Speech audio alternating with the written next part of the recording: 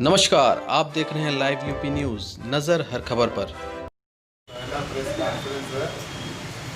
मुझे इसका राष्ट्रीय वरिष्ठ संगठन मंत्री बनाया गया है।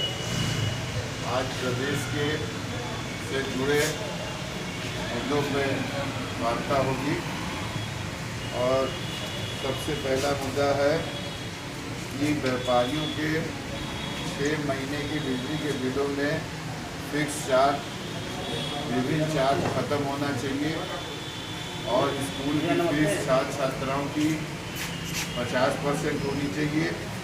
तीसरा, व्यापारी का औद्योगिक आर्थिक गतिविधियों को पटरी पर लाकर प्रदान करने हेतु 15 करोड़ तक के वार्षिक टर्नओवर के हिसाब से जिसका भी जितना टर्नओवर है उस पर 10% लोन मिलना चाहिए ताकि वो अपने व्यापार को कर सके और लॉकडाउन की अवधि का संपूर्ण ब्याज माफ़ होना चाहिए।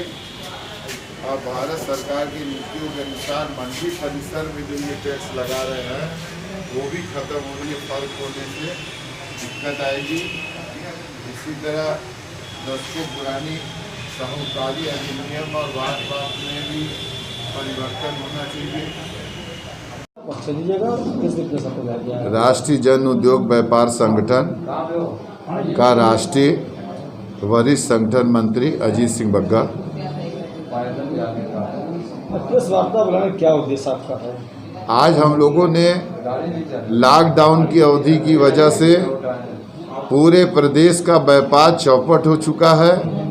व्यापारी सड़कों पे आ चुका है।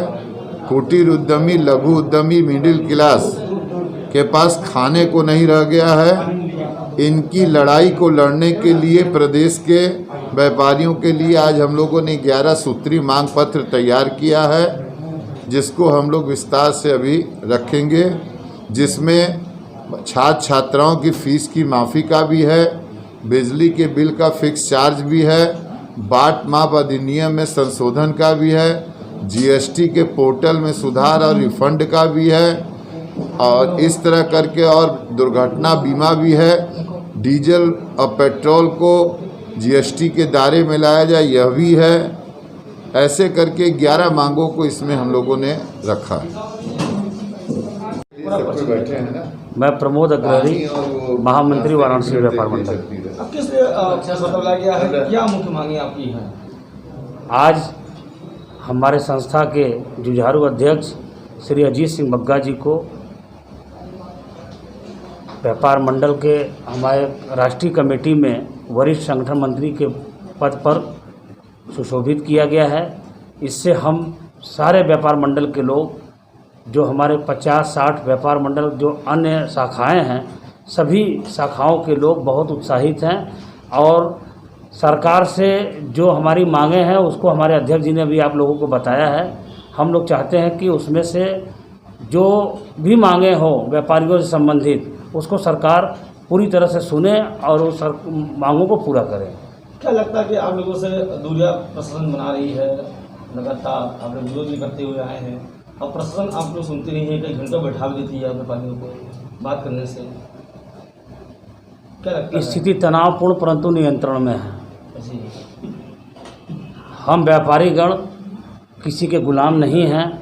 हम अधिकारियों के यहाँ जाते हैं, अगर वो हमको बैठाने का काम करते हैं तो हम भी उनको बैठाने के लिए मजबूर करते हैं और हम अपने लड़ाई को कहीं से भी कमज़ोर नहीं होने देंगे। किसी के सामने झुकने का प्रयास वाराणसी व्यापार मंडल कभी नहीं करेगा। जब जब ज़रूरत पड़ेगा तब तब हम लोग शासन प्रशासन से इस चीज़ को लेकर के कि हम लोगों की बात न सुने, हम लोगों को बैठा दे, इसकी लड़ाई हम लोग बराबर निरंतर लड़ते रहेंगे। जी, मुख्य मांगे क्या थी आपकी? हमारी मुख्य मांगें थी, जैसे पूरे उत्तर प्रदेश में मंडी शुल्क लगता है। भारत के किसी देश, किसी भी स्टेट में मंडी शुल्क नहीं लगता है। सरकार से हम लोग बार बार मांग कर रहे हैं कि आप मंडी शुल्क को उत्तर प्रदेश से समाप्त करें और नहीं तो हम लोग आंदोलन के लिए बाध्य होंगे।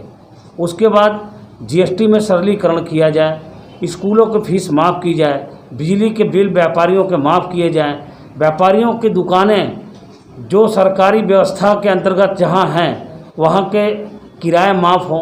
व्यापारी त्रस्त हैं, परेशान हैं, व्यापारियों को लोन नहीं मिल पा रही है सही ढंग से।